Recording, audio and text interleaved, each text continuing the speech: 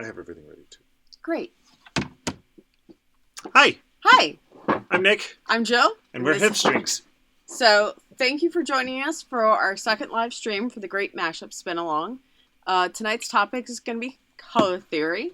So we're going to talk a little bit about taking that pile of fluff that you picked out and picking out what you might want to actually use for your mashup.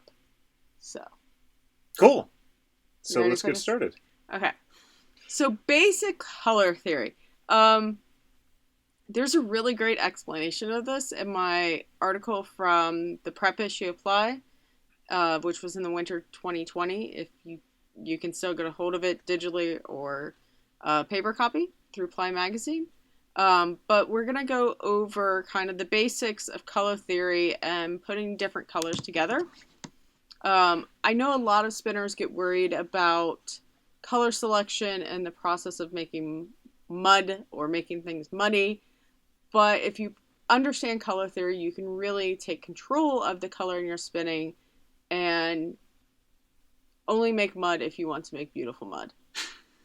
Beautiful mud. Beautiful mud. Like the mud that, I remember that there was a colorway that you had for our road trip box that you wanted to be reminded of the mud from Maryland Sheep and Wool because it's always rainy. There's always mud there. So that's beautiful mud, right? Yeah. And sometimes things that people call complex neutrals are often beautiful mud. They incorporate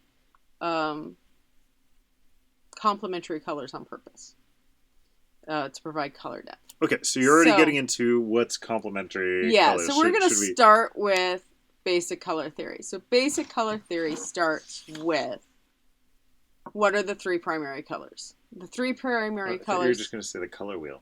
Color wheel. I don't have the three primary colors. I've got. Well, we'll be there soon. The color wheel. So your primary colors are red, yellow, and blue. And from those, you can make all the other colors. Or if you're in the printing business, it's cyan, magenta, yellow, and black. Yeah, okay. CMYK, where K stands for black. And so that's basically where we start thinking. And then you have your primary colors, which are the ones you get from blending the primary colors together. So secondary colors are green, orange, and purple. And then you get tertiary colors, which are the colors in between the primaries and the secondaries. So if you're looking at the color wheel, you've got the, let's see if I can do this from behind, yellow, red, blue, right? Yeah. And then you've got the green, what's that, orange and purple. And then you've got the tertiary that are sort of in between. And so all of the charts that we're going to be showing you here are the ones that are in Jill's article, as she had mentioned. Okay. So basic color theory starts on that foundation. And when we start talking about combining colors, then we start talking about other relationships. So you talk about analogous colors, which are a color and its neighbors on the color wheel. Oh, I've got a picture. There we go. Analogous. So this is almost always a safe zone. So it's like if you have blue, you can go with greens and purples. And as long as you have that blue in there as well, then you're going to get something that's harmonious altogether. So, and I will say that this is just one example set of analogous. So this is not an interactive diagram, unfortunately. But if it was, I could rotate this shaded out area so that, even just a little bit over. And so any of those things that are in that blue, purple, red quadrant, anything that's in that quadrant would be considered analogous. So that's, as Jill says, the safe zone. Mm-hmm. They're usually a little bit more exciting when you have a primary color at the center and the two secondaries. Like this, where it's because blue, the two secondaries will play off each other, like the purple and the green. My peacocky colorway is an analogous colorway. You give away the secret. Yeah. So, and you can see kind of So my pile of fluff for the spin along is an analogous set of fiber. So I'm doing purple, pink, orange, with just a little bit of the orange. It's mostly purple and pink. So there are kind of some good reasons why you wouldn't want to do equal percentages of everything in an analogous colorway, because two of the colors are going to be what we call complementary, which means if you mix those two colors, complementary. They're not exactly complementary. It's more like a scant complementary. But I can tell you if a good way to make a brown dye is to take purple dye and orange dye together and put them together. Whack them across the room. And this will create brown in a dye pot. If you join these together, you're going to get something that's kind of muddy. And so that's when you want to start playing with percentages. So that's only if you are joining it immediately together. I mean, obviously, this sort of red and green, it's, so complementaries produce pops. Right. It's their Christmas excitement. Colors, It's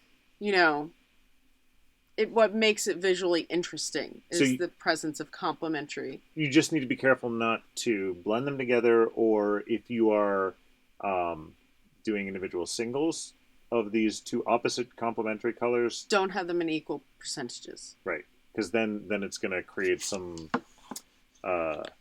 disturbance. Yeah, a disturbance in the force. So, can you bring up the thing for split complementary? Do we have one? Oh, should be. One.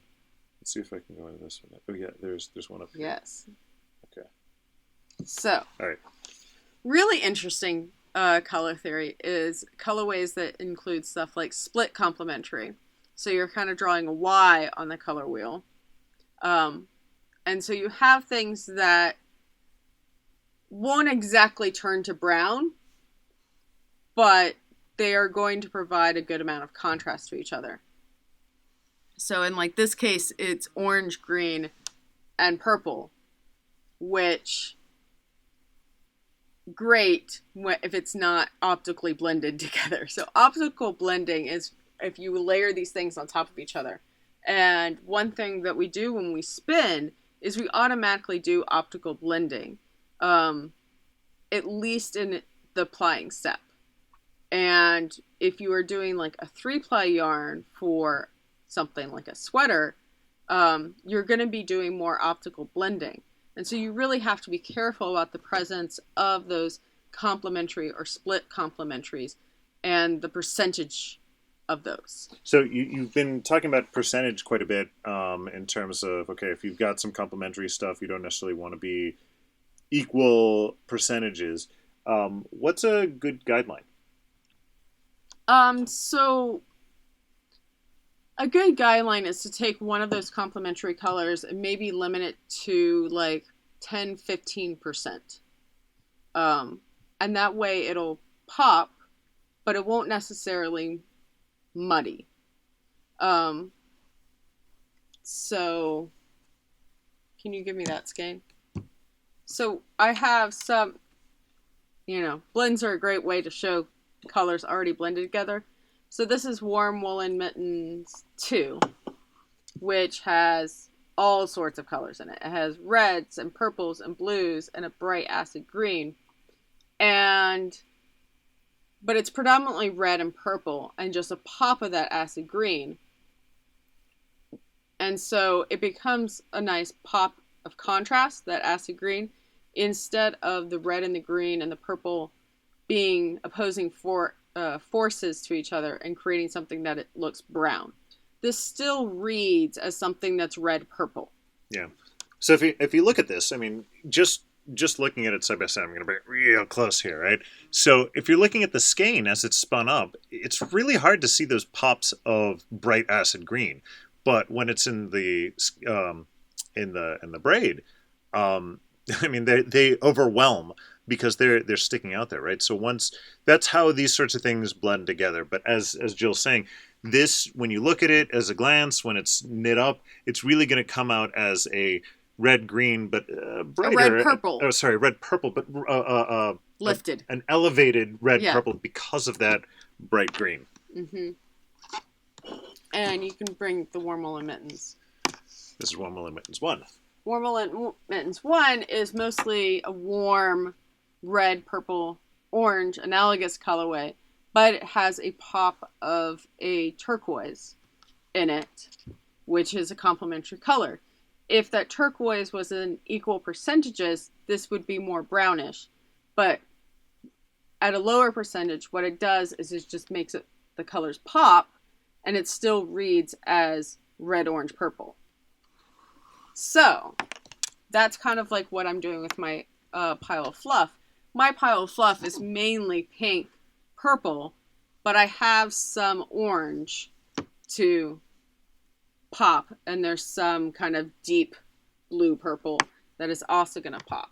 So in this case, you are taking mostly analogous colors, mostly analogous with a pop of with a complement. Pop of a complementary. So it's kind of like, I mean, again, actually, this is rotated from one, but this is taking the concept of the split complementary, right, where the two that are close to each other are the analogous, and then taking the pop of the one that's far across, right? Now that's not the only way to do things, right? We talk about complementary, that'll make a little bit of a muddy. We talk about split complementary. We talk about analogous. There's triadic. Triadic, if in equal percentages, will also always create mud. But if you play with the percentages, then it's not going to create mud. It's going to create color depth. Really, we're just teaching you fancy words about colors. So there's already a question from John Hall. Also, I should note that Ikinspa loves Pikaki, and that Mary is thanking us for live podcasting, and you are very welcome. We're actually, thank you for joining us. So John has asked, do you follow a dark to light when you layer? So would that be going into monochromatic, which is the next one, or? Yeah, so... Well, then let's hold off on that. Sorry, John. Well, wait. We'll talk a little bit about monochromatic, because I have thoughts. Really? Yes. Thoughts? Yes. How absolutely modern of you. Okay. Triadic. Yeah, triadic. So triadic is not necessarily a color scheme I recommend for hand spinners.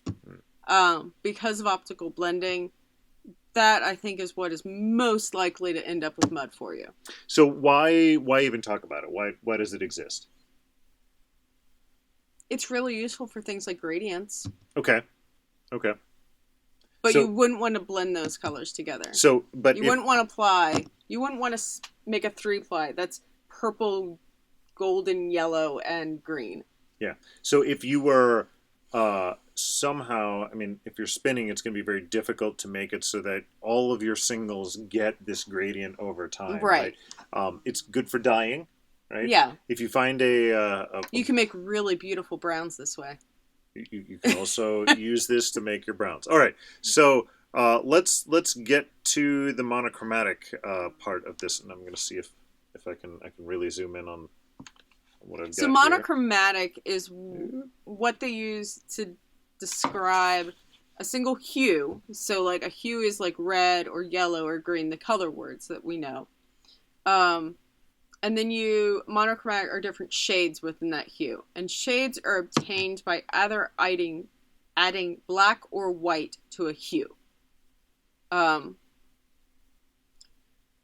Monochromatic color schemes don't offer a lot of color depth. And I can tell you this because a lot of my early blends were monochromatic. And I'd be like, oh, I want to make a lovely blue. I'm just going to use different shades of blue. And then they can't, I got the fiber and they're like, oh, that's pretty. And then I spun it up like, that's kind of boring. It's blue. It's blue. There's nothing added to it except some black or some white. That's not really exciting. So, I mean, but it does give you... Now, you can get exciting by doing monochromatic and adding a complementary. Right. So you do get the ability to adjust a color in And the intensity, right, right? and create more color depth. You'll get And then you use something else to create the color right, depth, right? because you can do a color if you just do a straight color and it's just one hue and no shading. That is going to read a lot more flat than if you take that color and then add something that's a little bit darker and add something that's a little bit lighter and put all that together to create something. Okay. So now let's get toward John's question. But first, before you answer that, maybe you should talk about what is layering. So layering is really putting together colors to get to a final point where you want to get.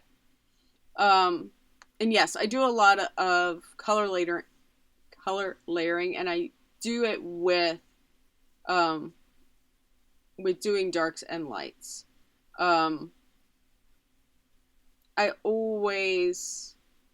I never stay in just the dark realm. I try to use a variety of colors that have different amount of contrast. And so contrast is mainly based on value, which is how much black or white is in a color. An easy way to determine contrast is to take a black and white photo of all of your components and seeing how well you can tell them apart. Now, if you're trying to come up with a final yarn that you want to read as fairly uniform, then you would pick colors that are of similar value. So I haven't taken a picture of my pile of fluff. So let's hold on that for a second, because you've gone a little bit far away from the question as well. So we've got the layering, right? yes. From a practical standpoint, this is how are you putting together your fibers as you're going along, right? Is this specifically talking about blending, or is this talking about as I'm spinning, which do I choose? For my mashups, I tend to just group my colors randomly. Okay. So you don't have to go light to dark or dark to light. You don't have to do dark to light to dark. I'm trying to go for, like, if I'm doing a sweater spin, I'm trying to go for a yarn that's going to be fairly uniform over the entire thing, so that you can't really tell that the yarn for one sleeve is different than the other sleeve. So that's an important thing. We were actually having a chat with some of our friends right after the last podcast, and they were asking, hey, how can we design this together? And, I'm going to want to take this part, want to take this other part. And I never thought about that whole sleeve thing, right? So if you're trying to make one combo spin for everything, you want to try and make it fairly uniform. Otherwise, yeah, you could have a nice gradient body, and then you're going to end up with the sleeves where one's going to be different from the other. Yeah. Right? Which, if you want that, I've cool. seen people meticulously plan out gradients in their sleeves. I really like the Laura Nelkin sweater that you knit not top down but left right, or right left, depending on which way you're looking at it. But that allows you to, if you have a yarn that changes throughout the entire process, that's going to give you a purposeful difference between the sleeves. You're not going to end up with one that's like really dark and long and one that's dark and short and then something else for the rest of it, right? So there's ways to do it on purpose. But you got to keep that in mind, right? So, okay, right. But the layering... But you can control, we're going to talk about actually separating up these pieces of fiber and getting them ready to spin next time. But you can actually control, like, how frequently the light bits are going to come in versus the dark bits. And you can try to control that so you don't have, here's a dark stripe and here's a light stripe. The more plies that you add into your yarn, the easier that's going to be and the less you actually have to manage it. So the key factor then, I think, to answer John's question is if you're going for a uniform randomized yarn where you're combining a lot of fibers together in order to create one final yarn, the layering order doesn't matter. Right. Right. What matters is trying to just distribute that evenly throughout your spin, and that can be either through the separation as you're taking different chunks, which we're going to get into next time, Right. if I understand, or it can be through just consistency in your different plies. Right. Right. Right. Okay, Because cool. if you wanted to go for one medium tone and you have, 1/3 of your colors are light, 1/3 are dark, and 1/3's in the middle, you could spin one single that's dark, one spin that's medium, one single that's light, and then ply those all together. Yeah. Or you can just randomize everything, and it's probably going to turn out just about the same. Let us know if that answered your question, John. And in the meantime, I'll let Jill get back to the photo that she was taking, right? Yeah. So what she did was, while we were here, she just took her phone. Why don't you show the before and the after, right? So this is Instagram that you're using? Right? I'm just using my camera on my phone. So, okay, I've got you longer have longer arms. arms. So, took a picture of it, right? It's looking really bright and poppy. I don't know why. But now, if you just scroll to... okay, wait. This is a good part to pick. So, we're using Android. I apologize for you Apple people. There's something very similar in the Apple phones, but if you look at the bottom there, you'll see there's some sliders that you could select, and one is says color specifically. Or if you have a black and white filter. Or you can put a black and white filter, does the same thing. There's a lot of different ways to do it, but the key thing is you don't want to try and pull out one specific color or another. You want to make an even reduction of color intensity in general, and that's going to give you this black and white photo, and that will let you know what parts have, what is the terminology you used before? Shade. The different shade. And how much contrast. Right. So I do have a good amount of contrast in this. A lot of my purples are fairly shaded, and then I have some that's almost white, and then a vast majority of it is kind of a medium shade.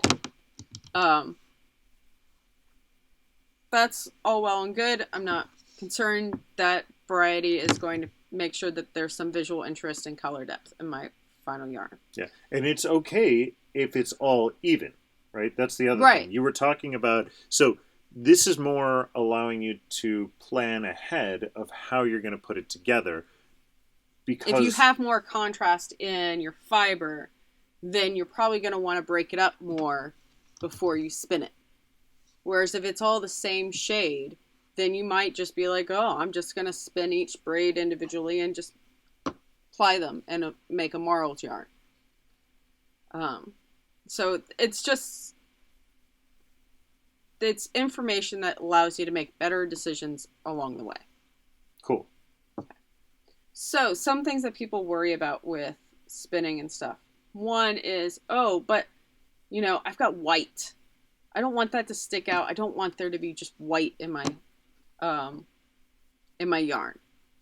And I'll tell you, some colors, especially white, tend to disappear in yarns. That's a great example. This one not so much. So this is Hill District, which is a great example of colors disappearing. So here's a bulky 2-ply. So that's about as much, and spun from the fold. So that's about as much color separation as you're going to get from this fiber as possible. If you spin this from the end and very finely, you are going to get a yarn that looks like a light aquamarine. You aren't going to see the yellow. You aren't going to see the pink. You are not going to see any white in that yarn. So the thinner you spin, the more your colors blend, if you're working from a blended fiber source. So you also mentioned something else that I think is really important here, and that is spinning from the fold, right? Mm-hmm. So let's. Does that play into the discussion this time, or am I catching ahead? Okay. So spinning from the fold versus spinning from the tip. If you're talking about like a dyed something, it's not really going to matter. Nothing's going to happen from a color standpoint. From a spinning standpoint, if you pay attention to the previous podcast, If you watch that, the difference on if you've got different staple lengths, that can have an impact. From a color standpoint, it's not going to matter if you're spinning from the fold or from the tip, right? If you're taking something like this, however, that has a lot of different colors in it already, if you spin from the fold, and correct me if I'm wrong here, you're going to get more separation in the colors. Mm-hmm. You're going to have the pinks will pop out more, the yellows will pop out more, et cetera, et cetera. If you spin from the tip, however, which is more color spinning blending from this part, right? So maybe I should just clarify. Spinning from the fold, I fold it over my finger and then I spin literally from the folded section. Spinning from the tip is I take from the tip and I spin from this, right? You're going to have more of the colors blend together. And you can sort of see that, right? If you take a blend like this and kind of pre-draft it out, you just pull it out a little bit, right? You can maybe you can even see it here, right? Just look at the tip and that little what are those toys with the hair that looks like troll this? dolls. Troll, yes, the troll head, right? The tip of the troll head, it's right up here. It's already blending together, right? It's creating that sort of blended color. But down here, if I put it over the tip of my finger, you can see these colors separating out, and that's what's going to happen in the end spin. Mm-hmm. Cool. Yes. All right. And then another color that tends to disappear is greens. Greens, if they're in a low percentage, tend to disappear. Blues pop out more than you would expect, given on their percentage. Purples will tend to disappear into a yarn. Your secondaries will tend to disappear. Now, if you have blue and yellow anywhere near each other, you're going to get a green yarn. There's no keeping them apart.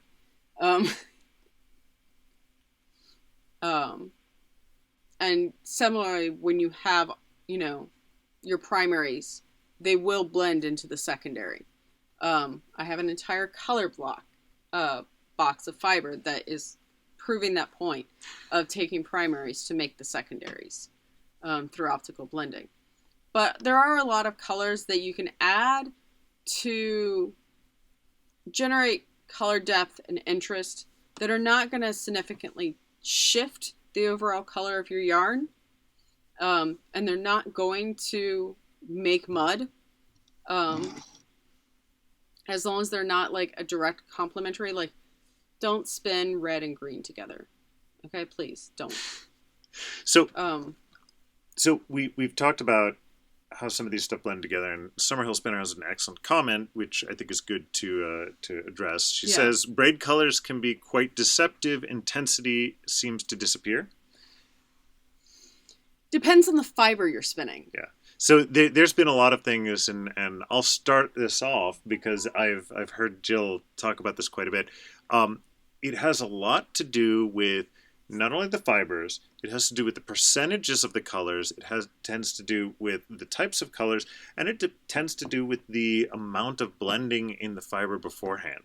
And then, as we just mentioned, whether you're spinning from the tip or from the fold. Right. Right. So there are a lot of fibers that end up when you're spinning them, the colors seem to get less intense. Cotton is that way. Cotton has to be super saturated with dye in order to get a super saturated color in the fiber and when you spin. Alpaca is that way. Yak.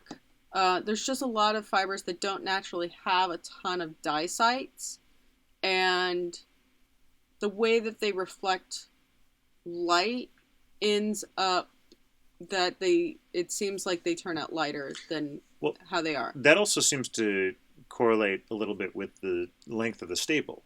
Is that correct? Yes, staple length also affects. So shorter staple length stuff tends to lose a lot of the color intensity. Yeah, color intensity. That can do, and if we want to get into a little bit into the physics, that can get a bit into the fact that when you have a short staple length braid or bit of fiber, it's more fluffy, more little bits of fibers in all the different directions. Yeah. I mean, they're all generally the same way because it's combed, but because they're shorter, because they tend to take up more space and have more reflection area, and so it's going to look a lot brighter and a lot different than when you spin it all together and all that gets smushed together. Mm-hmm. Makes sense? Yes. Do you agree? Yes. Okay. And then there's things like long wools and silk, mulberry silk, not tussa silk, do a better job of reflecting light, and so the colors seem more intense on longer wools. Down wools seem matte. So, yes, fiber choice does play a part in how color comes across in a spin. And that, yes, that can make it very difficult to anticipate what you're going to get when you're looking at a braid. So, from that standpoint, if we're now taking this to plan, I mean, we've already told people a couple days ago to go stash diving, find their fibers, and select fibers based on how they're going to play together. In terms of how do you expect to select the colors now and organize the colors? Did they just lose all their work?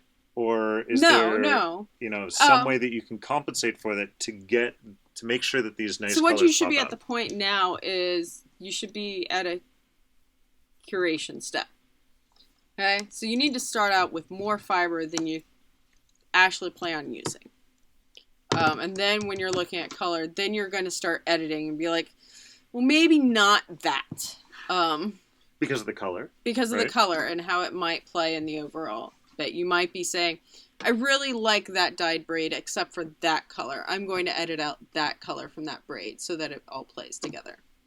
And we had this example with our friends. They were picking up braids for a mashup, and it was like blues and greens and grays. And then they picked out one that was like a braid that was like gray and peach. And I was just like, you might want to edit out that peach. It's not going to play really well with those greens and the blues.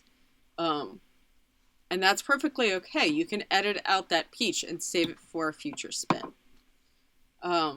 There's also things like, and I mentioned this in my ply article, that sometimes having those complementary colors, those pops of colors, being something that's different than your primary fiber helps. Because if it is something that's different, if you're talking about a complementary color that's a silk or a slippy fiber rather than one of your wools, it's not going to optically blend as well as if it was that same color but in wool.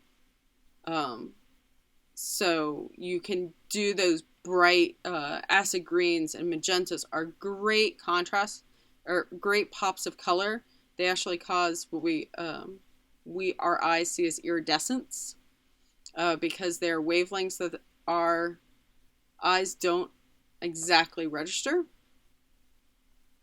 And so it causes a little bit of dissonance in your brain, so your brain doesn't know how to turn it into mud.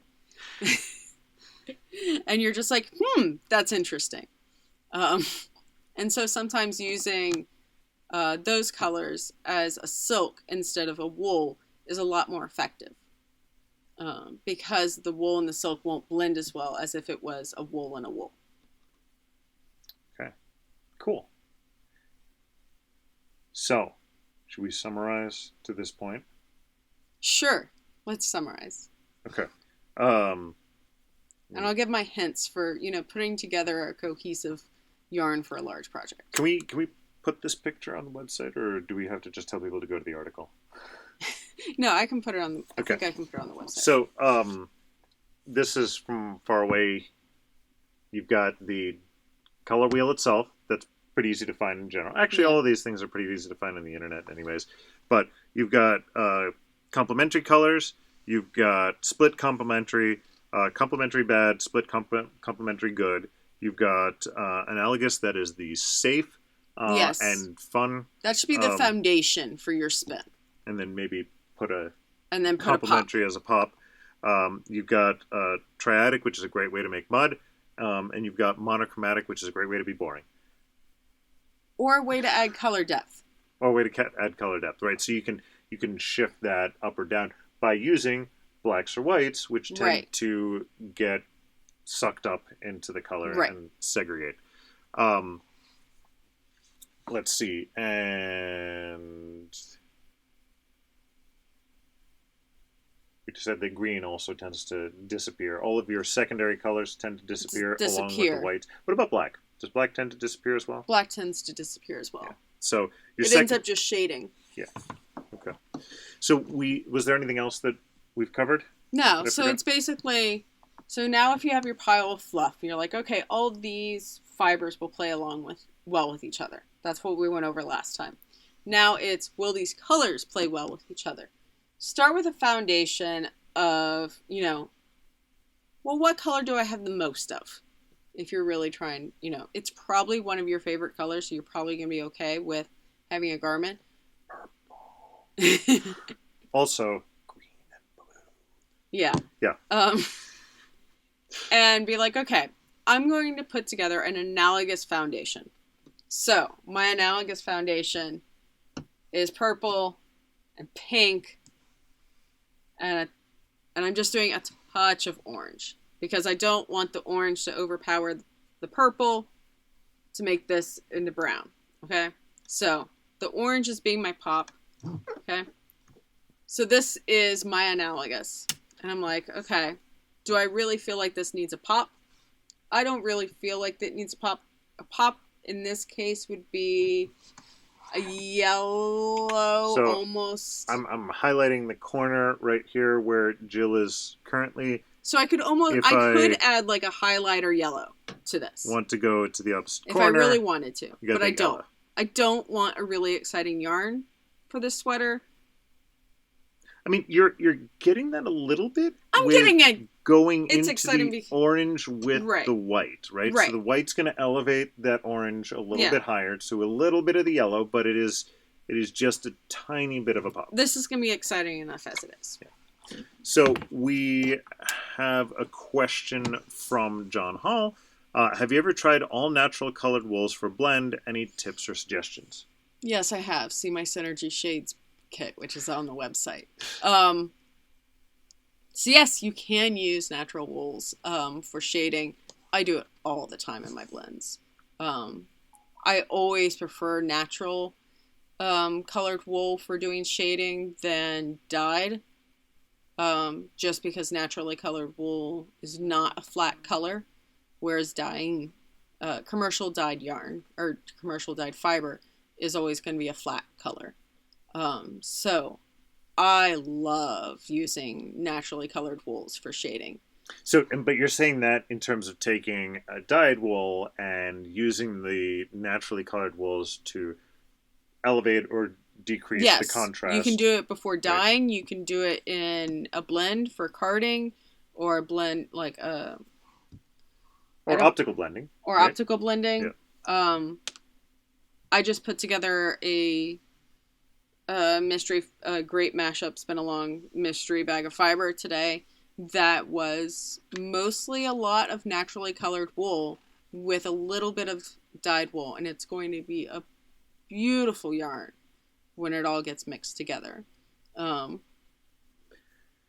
there any, if I understand John's question correctly, what about just doing natural wools? Can you do something to create an interesting contrast there? Yeah, you can. There's a lot of breeds available that do come in a variety of natural colors. BFL is a good one. You can go from white to a really dark taupey color. Shetland has a lot of natural colors too. You have your full range of white, gray, black, and then you also have a variety of browns. And then you can also mix from different breeds. But in this case, you are still going to be hitting monochromatic, right? You're going to be hitting monochromatic, but it's going to be a much more interesting monochromatic than just doing a gray. I made the comment before that or an oatmeal. It's boring. It's not really boring. It can be really pretty. It can be really beautiful, and you can how you want to blend them together depends on if you're going to use a blending board, if you're going to, hold them together as you're spinning and draft from both of them, or if you're going to do the optical blending of having singles of the different colors, right? That's going to make more marled. That's going to have more texture in the look to it. So it really depends on what you want to end up with. Do you want something that is more even for the different colors, or do you want something that has this textured variability but has an optical blend in the final? John is asking about how does CBM work? CBM is wonderful. I don't know of any good commercial sources for CBM, but CBM fleece I actually have been carting up some CBM fleece over the last couple of days, so I'm definitely a fan. And it's another one that you can, CBM means a variegated mutant, which color is part of the breed. So is that what the VM part of CBM is? Variegated mutant? Yeah, so the white... Is that what the name is? CBM is California Variegated Mutant. Nice. It's basically the same breed as Rommeldale, but Rommedales are supposed to be all white. Okay. So it's the bastard children of the Rommeldales. It's the colors. Because for industrial wool production, you want only white wool. Black sheep are... Where's the fun in that? Yeah.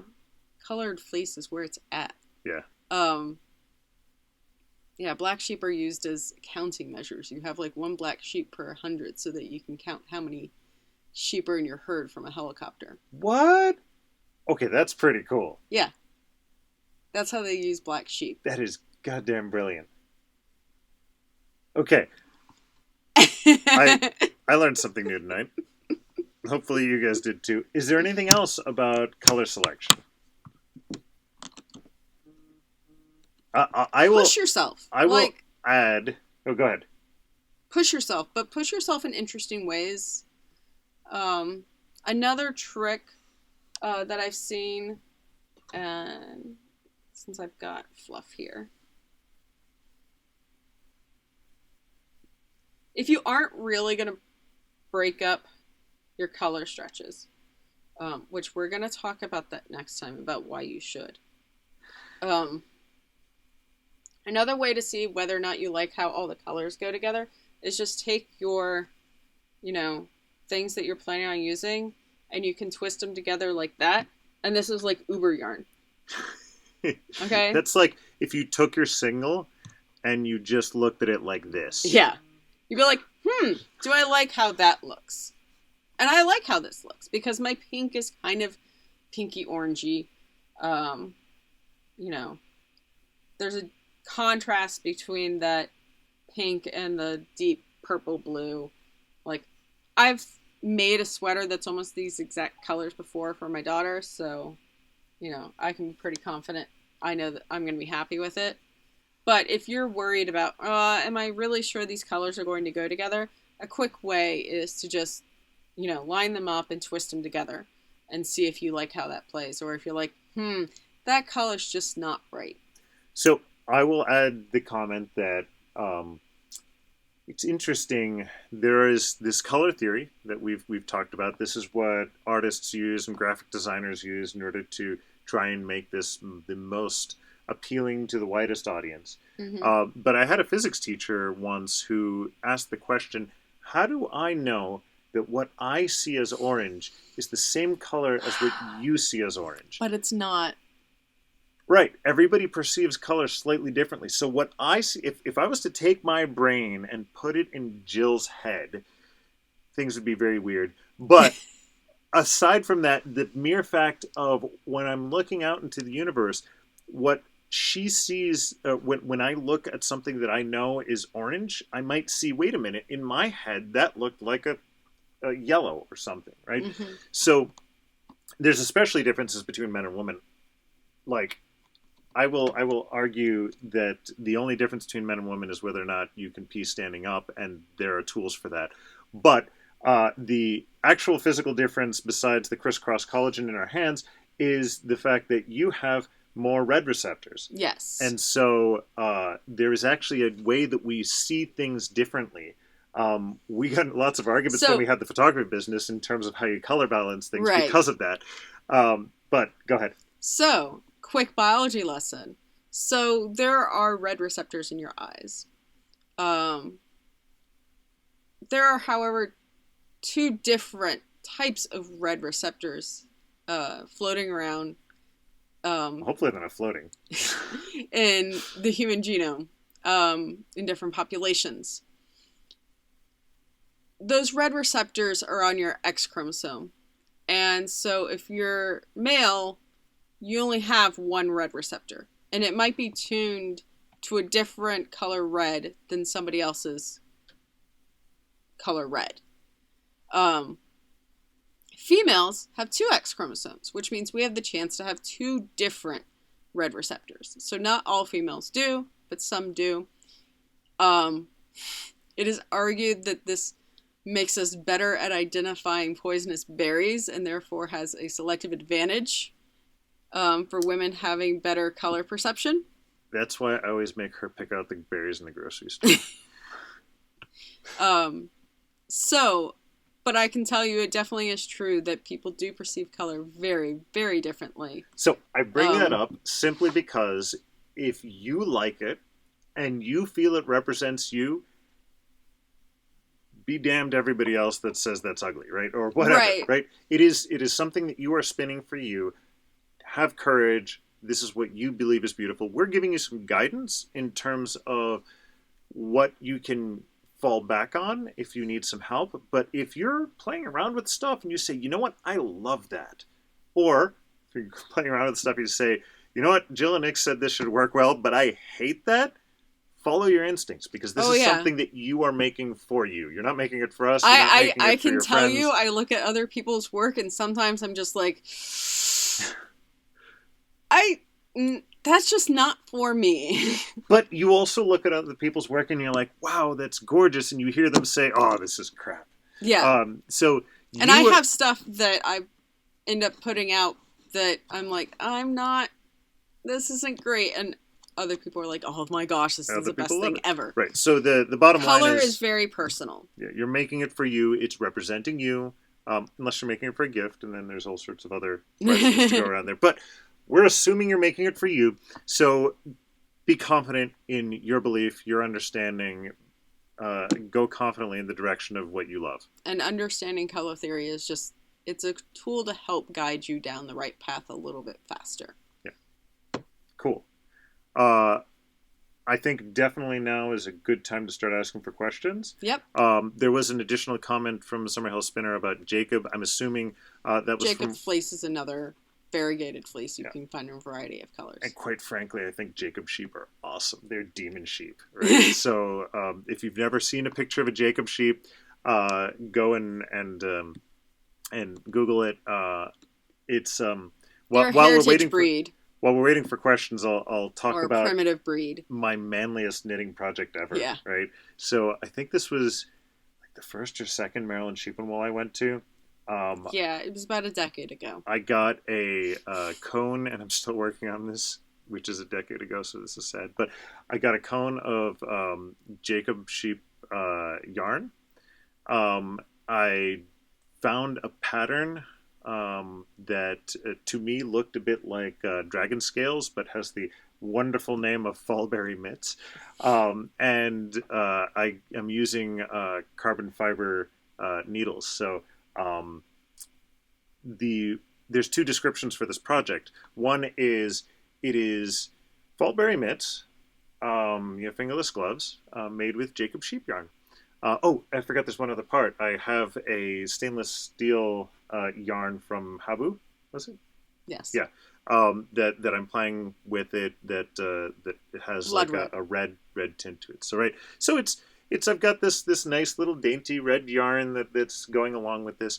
Or the manly way of talking about it Fallberry mitts actually looks a little bit like dragon scales, right? So these are dragon scale bracers plied with steel encrusted with blood, knit on carbon fiber needles from demon wool, right? Like that is the manliest knitting Yes. project ever. And someday you'll finish. And someday I'll finish. I have one finished. I'm on the second one. 10 years later. Right, so no questions? Or am I just entertaining everybody too much with my story? All right, your turn to stall. No, you asked me questions about color. Okay, I'll ask you questions about color. So you having been encouraging people to challenge themselves, do you have a color that you have recently challenged yourself with? A color that is always challenging for me is reds. I don't wear a lot of reds. And red is just a difficult color. Green is also a difficult color to get just right. People are very opinionated about greens, but I love greens. So I love every green that I ever make. So, but I don't love every red. So often when I feel like a challenge, it is to make a red that I like. And I've actually been thinking about how to take a former signature blend called Sangria, which was from the Cocktail Hour box, and how to make it better because I'm not happy with it. But I would like it if it was a little bit different. So I'm trying to figure out exactly how to edit it to make a new blend that is like a really good red. What do you think makes it challenging for you? Red is tricky because reds aren't just a warm color or a cool color. You don't really worry about having like warm blues. Blues go with blues, no matter the color, kind of go with both browns and blacks. Blue is a very friendly, easy to get along with color. Purples too. Even though some people have very opinionated opinions about purple. But I find red is a really picky color because there are cool reds and there are warm reds. And what you pick as kind of a companion for a red depends on whether or not it's a cool red or a warm red. It's really hard to blend cool and warm reds together. There's just something off. It's probably because I have two different red receptors. So I'm always at conflict with myself. Okay, cool. So yeah, that's something that is always a challenge for me. It's a good red. Have you found any tools other than the color wheel and your black and white photo that you think would be really helpful? For picking colors? Yeah. Are those really the two main things, right? Looking at the intensity by making it black and white through a photo and using the color wheel as guidance. There are other color guides out there. I'm trying to remember another one I have, but I rarely actually use it. There are kind of guidelines of how to pick complementary colors. I go more by sight. Another good example that I got from Jane Stafford is to look at like photos in magazines. Look at professional photography because often they use very good color composition and you can look at proportions very well. Well, this is the Instagram model of color selection, right? If you go on Instagram, you see all these photos where people have pulled out the main colors associated with those photos, right? I've learned that doing those where people have pulled out the main color, they pull out all those colors in equal proportion. And it really skews the overall image.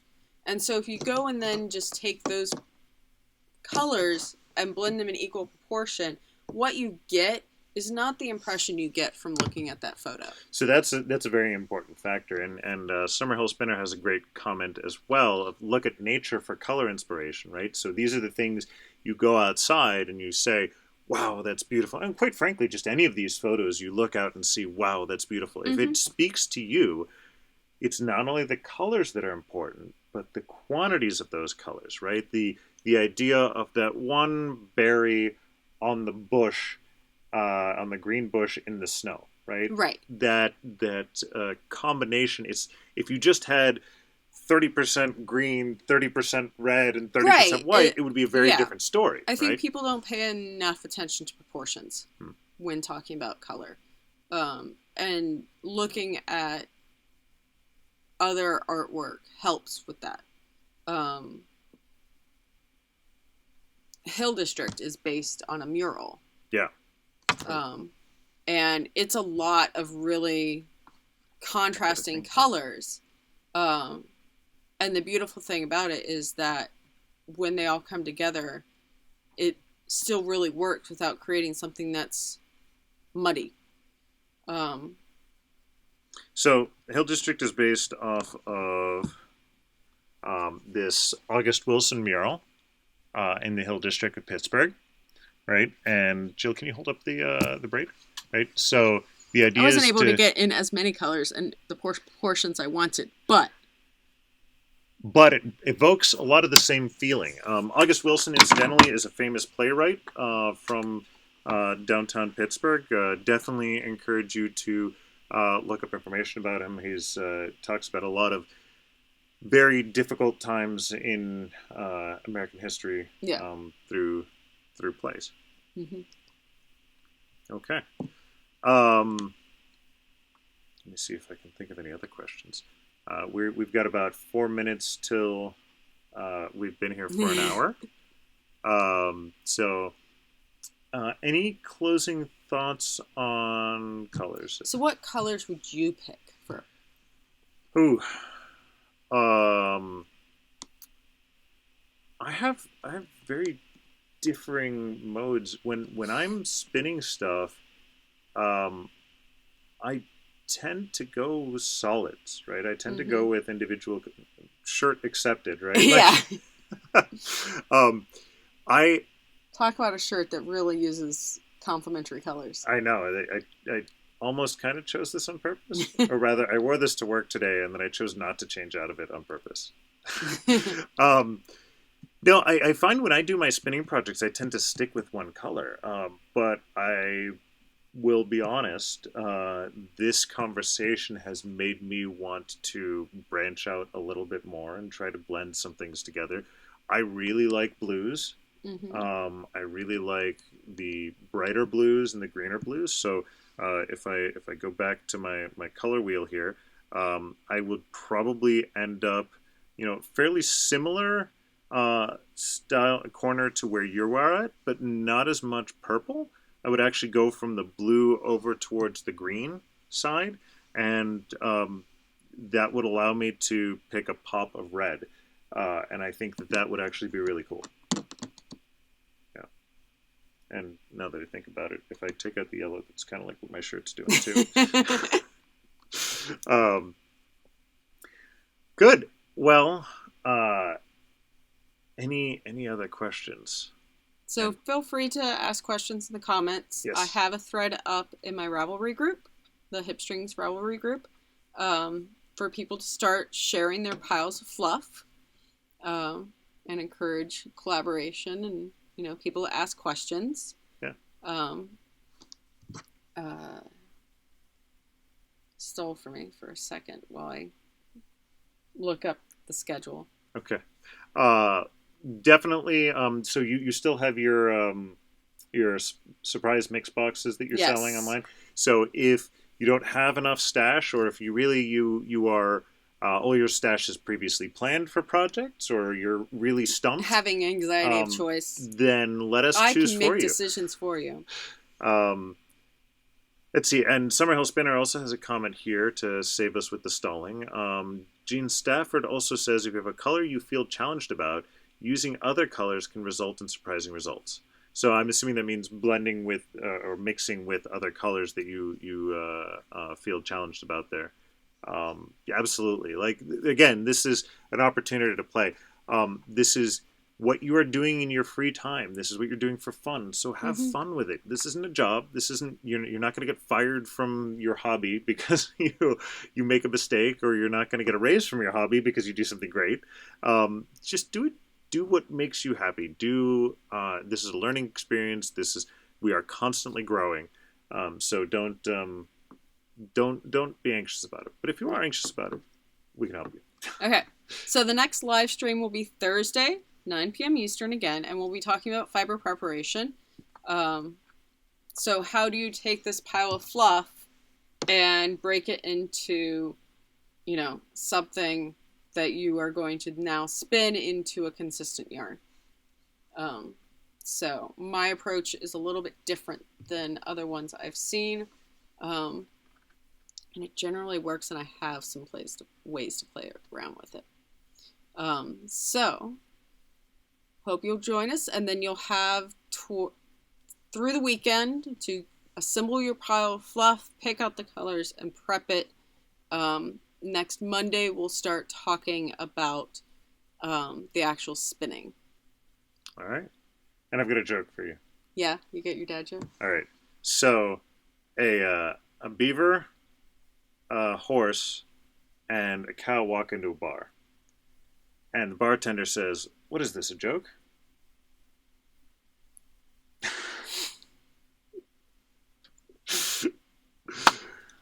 Good night, everybody. Good night. See you next time. See you next time. Bye. Bye.